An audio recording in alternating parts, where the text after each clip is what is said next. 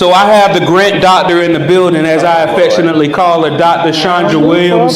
She's somebody that has been on both sides of this thing. I know she's going to explain it. I'm not going to take none of her fire. Please give it up for Dr. Shandra Williams, the grant doctor. Oh, well, hello, everyone. Can you all hear me okay? All right, so Randolph has introduced me with a high caliber. Randolph gave me that glowing introduction. I have written quite a few grant proposals. Most of them have been in higher education, nonprofit, schools.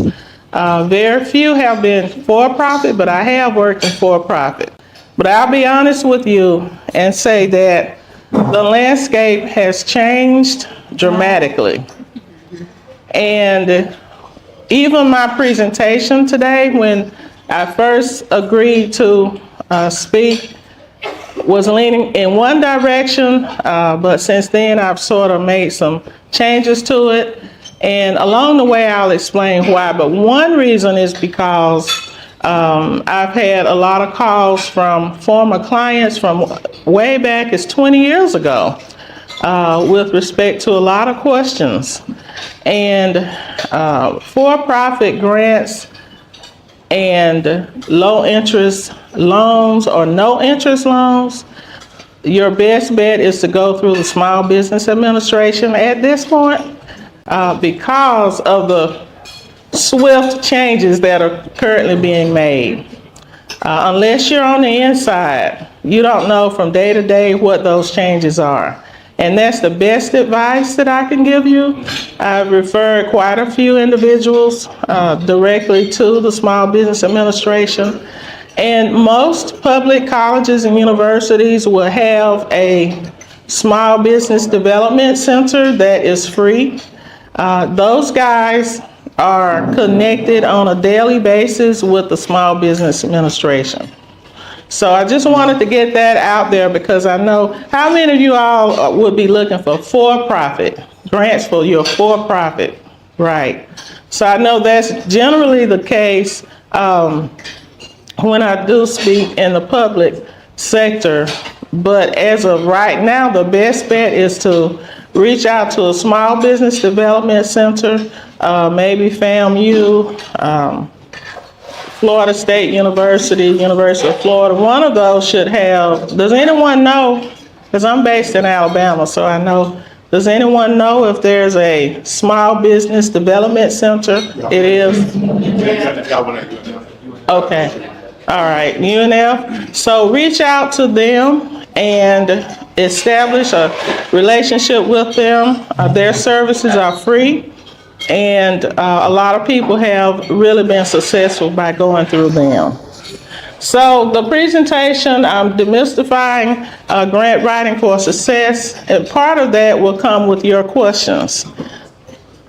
We are going to try to understand the essential connections within a proposal, and I only have one of those slides because most of the questions that I receive now has to do with the current landscape of grants management. Okay, so here are the 4 areas that I'll briefly cover, and along the way, if you have any questions about any of those, we'll answer those on the back end. And I'm going to give a lot of time for questions. So, key connections in a proposal, the current state of affairs in grants management, the most in-demand grant management consulting requests. That's something that I just added to presentations because, of the nature of questions and demands or requests that I receive. And then finally, I have a link to a LinkedIn article on the resilience of grant writers. Now, I add that because how many of you all have written a grant proposal, a lot of them? And how many of you all have you may have not been funded one or more times. And you got a little, and that's to include myself. Early on in my career, I was writing grant proposals, I was working in the university sector, and there were quite a few that were not funded. One of the things that I did, I kept writing, and I kept attending workshops, and I kept looking on the internet to see what free services were out there. And then in 1996, I'm telling y'all how old I am, I started as a federal grant reviewer. And this is something that you may want to look into. If you want to learn what not to do in a grant proposal, then become a federal or state or an agency grant reviewer. Now, back then, we were paid heavily. We were flown out to Washington, D.C. most of the time. And then maybe 10 years after that, they started doing Zoom, sessions over Zoom. But they're very strict. You read about 10 to 12 proposals within a week's time. It's a lot of reading, but it was extremely helpful for me. And after a while, I think maybe around 2008, I started, everything I was writing was funded. So I said, well, maybe I'm a professional now. And I was able to get funding for my nonprofit for 4 or 5 different school districts, $600,000 or more. And along the way, I should have told you some of the agencies I reviewed for. Of course, Department of Education, Department of Health and Human Services, Department of Energy, and some other ones. But the one that caught me by surprise was the Department of Treasury. And I thought, this is a setup. They're trying to trap me. But I went ahead and submitted, that was a request directly to me, and I did respond affirmatively, and I did review for Department of Treasury. I didn't even know that existed, that grants existed through them. But at any rate, I added the last piece because I work with a lot of young people and new grant writers who, after they have not been successful for a while, they sort of get weary and want to give up. They get discouraged. So I wanted to address that, and I'll have a QR code at the end so that you can see that. So this is that one slide that when you are writing any type of grant proposal, the pieces have to fit. They have to flow, they have to make sense, so that everything is going to, once you get to the evaluation component, the last section, everything just simply has to show that you have a strong performance-based document. And this has to do with for-profit grants or whatever, nonprofit or organizations. So we're looking at the key connections in a proposal. Basically includes your needs section, your objective, your plan, your evaluation, and there may be some other ones depending on the agency request for a proposal. But you want to, again, make sure that those are linked. And sometimes repetition is a good thing, because a funding agency, they're very shrewd, they're very particular, and they know what they want to see in your grant proposal. And therefore, sometimes if you look at what those key goals are for that organization, and a lot of times they will even identify those, they may want to see you incorporate that more than once.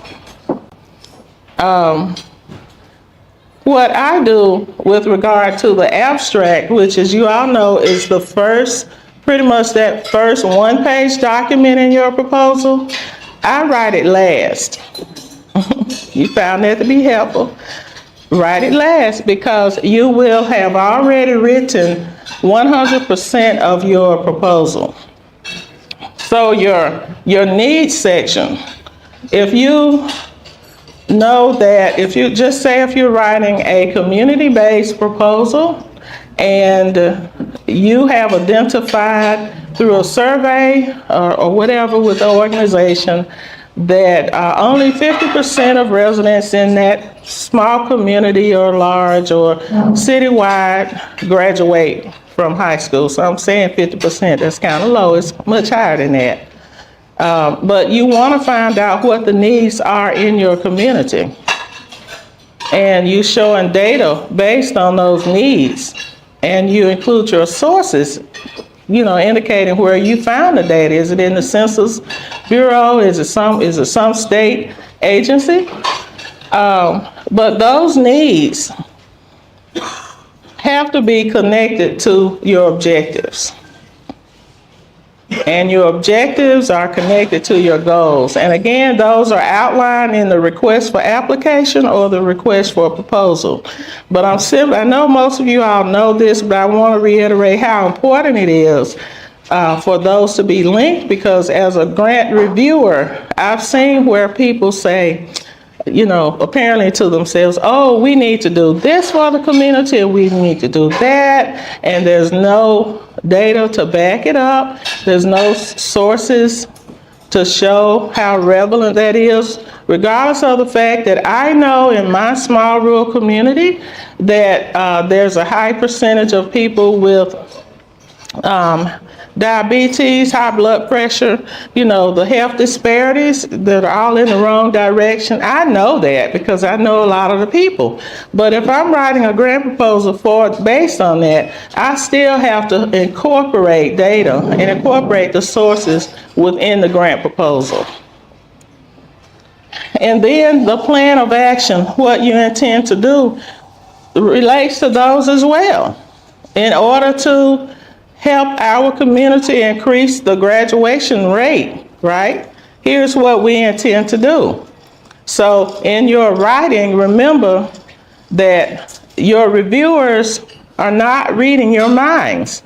They want to see that you have incorporated within your plans from the needs section.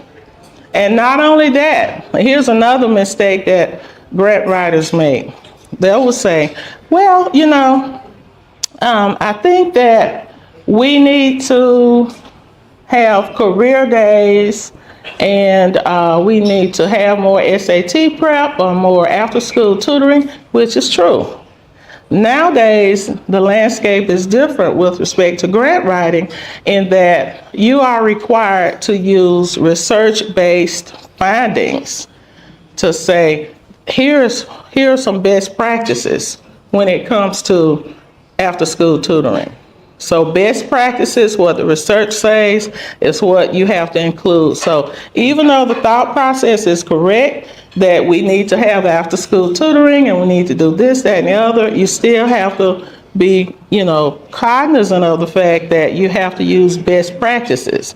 And you find that via some research engine, right? Publications, federal, state documents, and other philanthropic documents as well. The Rand Foundation and Pew, just some other areas.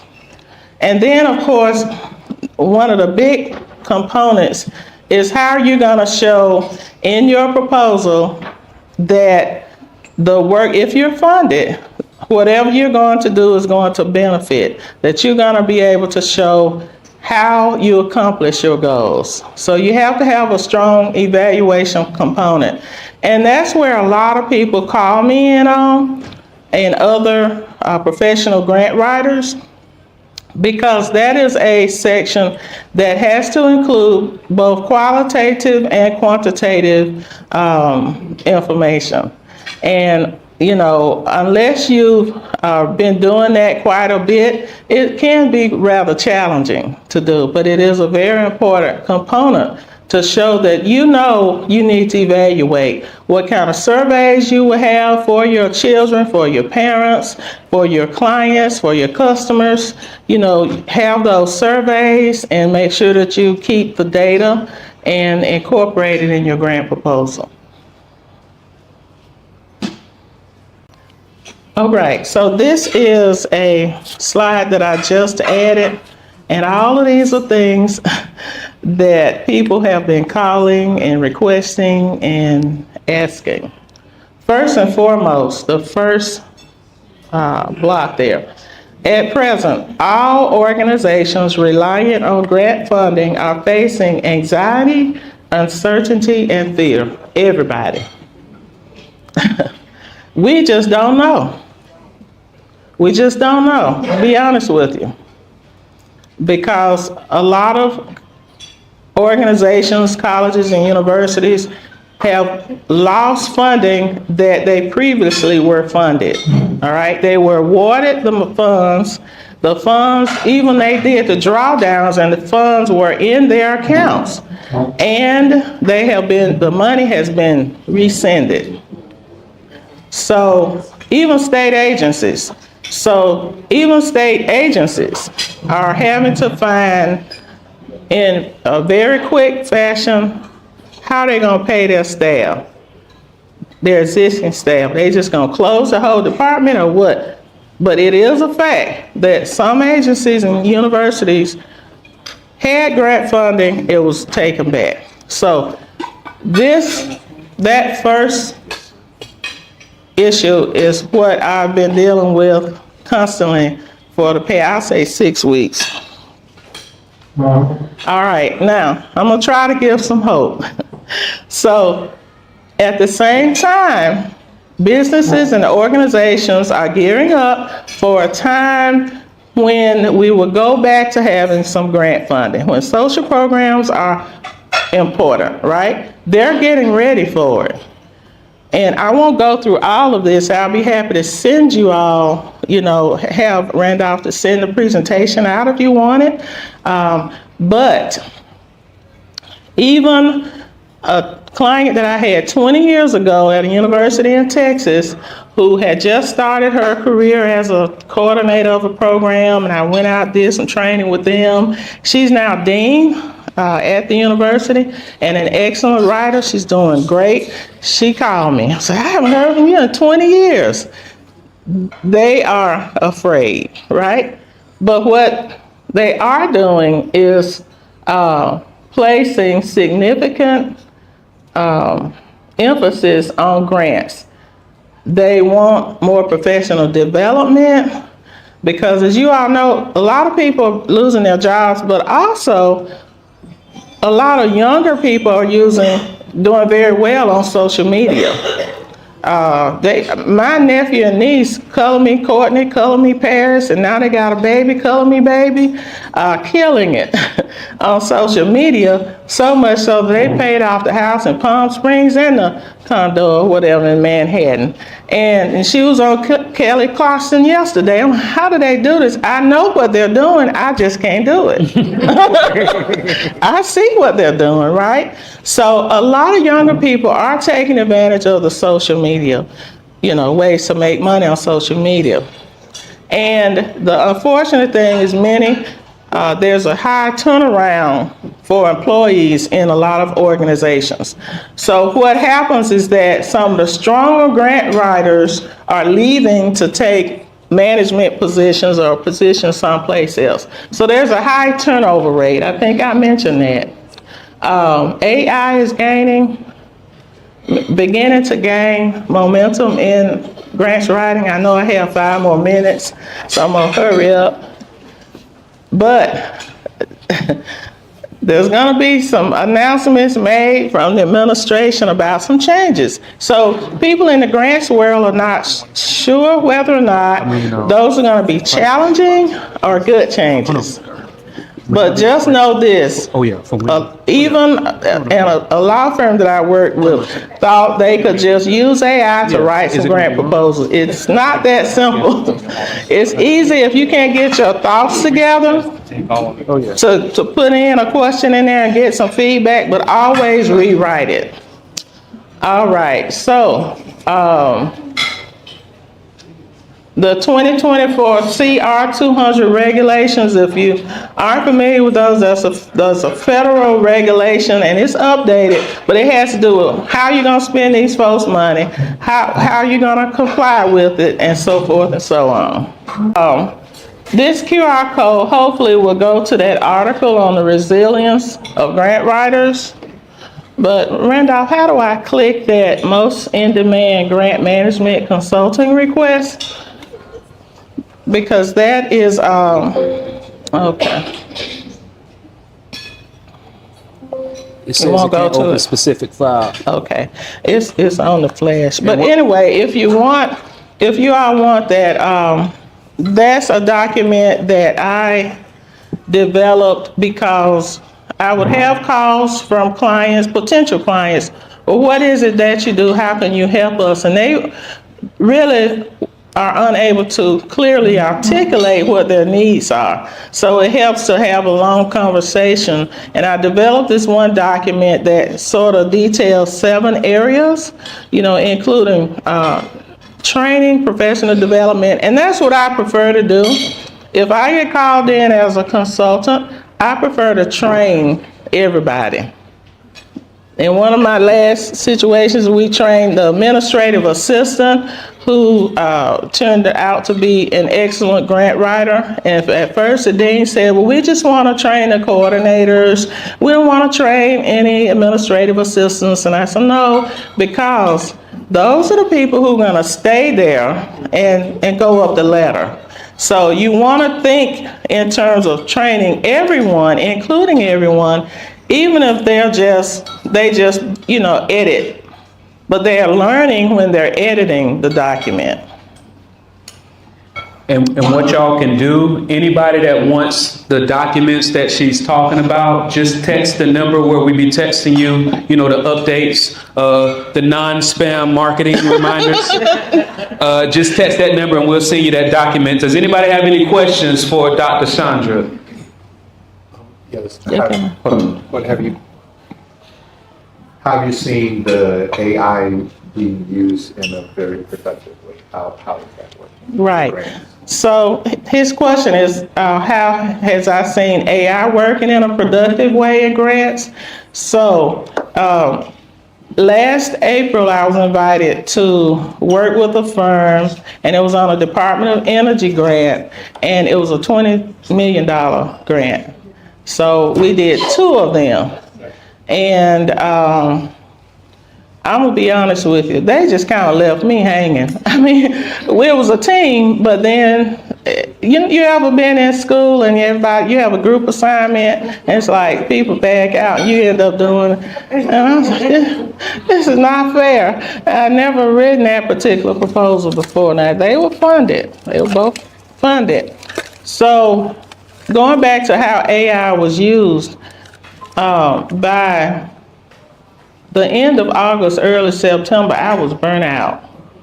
I was just burnt out, y'all. So I was like, I gotta try this AI thing. And I would type in some of those questions, whatever the heading was, just to see where they were coming from, the thought process, and it helped significantly.